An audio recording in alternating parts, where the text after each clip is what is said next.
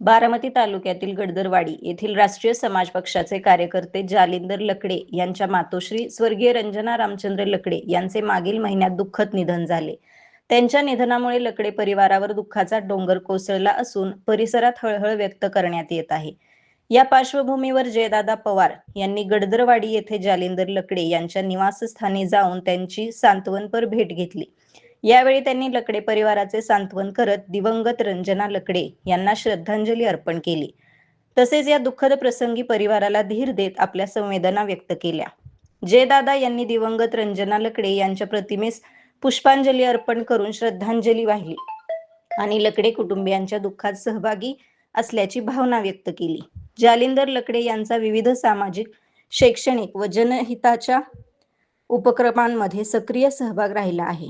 ग्रामीण भागातील अनेक सामाजिक प्रश्नांवर त्यांनी वेळोवेळी पुढाकार घेत समाजकारणाची वेगळी ओळख निर्माण केली आहे। लकडे यांनी पंचायत समिती निवडणूक देखील लढवली असून राजकीय क्षेत्रासोबतच सामाजिक क्षेत्रातही त्यांनी आपले योगदान दिले आहे। बारामती तालुक्याच्या पश्चिम पट्ट्यात त्यांचे सामाजिक कार्य विशेष उल्लेखनीय मानले जाते।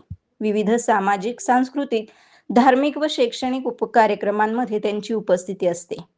समाजातील विविध घटकांना एकत्र आणण्याचे काम त्यांनी सातत्याने केले असून अनेक उपक्रमांच्या माध्यमातून समाजहिताचे कार्य उभे केले आहे।